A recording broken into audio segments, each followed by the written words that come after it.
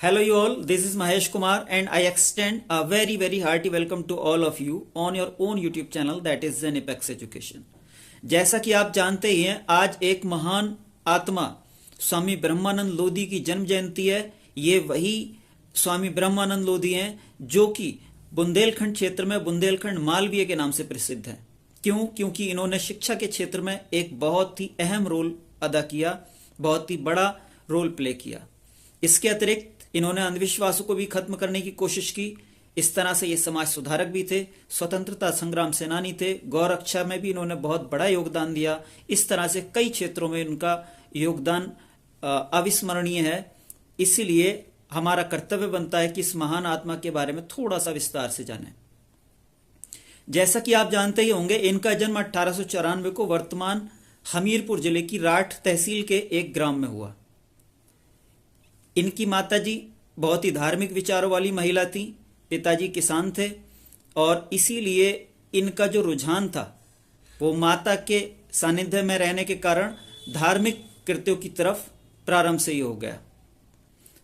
इन्होंने घर पर ही हिंदू धर्म के जो मुख्य ग्रंथ हैं उनकी स्टडी की, गहन अध्ययन किया, जैसे भगवत गीता, रामायण, महाभारत, उपनिषद आदि।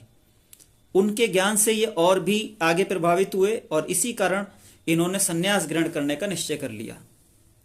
24 वर्ष की अवस्था में यानी 1918 में ये हरिद्वार गए और हरिद्वार जाकर के इन्होंने संन्यास ग्रहण कर लिया।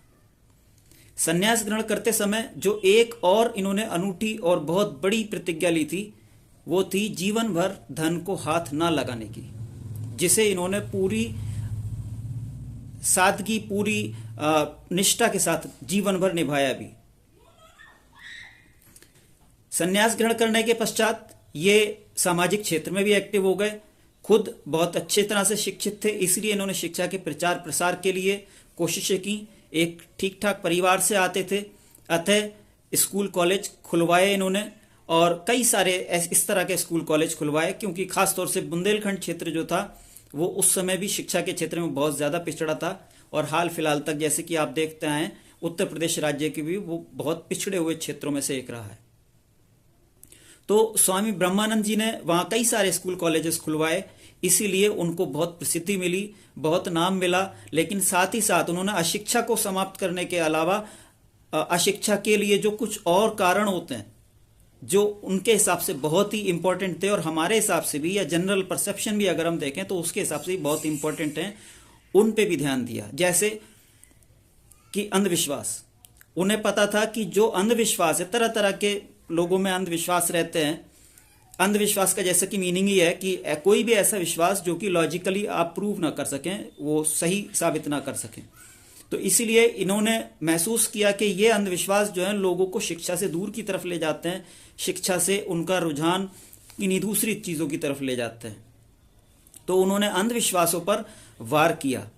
इसके अलावा महिला शिक्षा पर बहुत जोर दिया। उन्हें पता था कि अगर महिलाओं में शिक्षा जितनी बढ़ेगी, महिला शिक्षा का स्तर अगर अच्छा होगा तो उससे पूरे परिवार और पूरे खानदान भी आपके अच्छे हो सकते हैं। इसलिए महिला शिक्षा पर भी उन्होंने बहुत जोर दिया। इसके बाद वे पंजाब में एक फंक्शन के दौरान गांधी जी से मिले और गांधी जी से मिलने के बाद स्वतंत्रता आंदोलन में भी सक्रिय हो गए।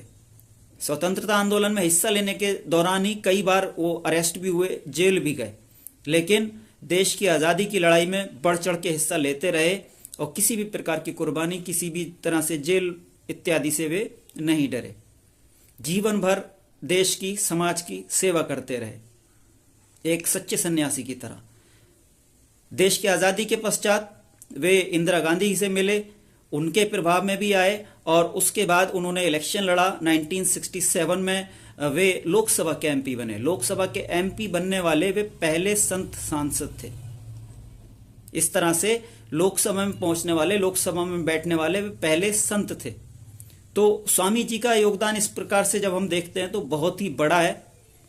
इसीलिए पूरा जो बुंदेलखंड है वो उनको बहुत ही सम्मान की नज़रों से देखता है और उनके सम्मान में वे आज भी एक पुरस्कार भी जारी करते हैं।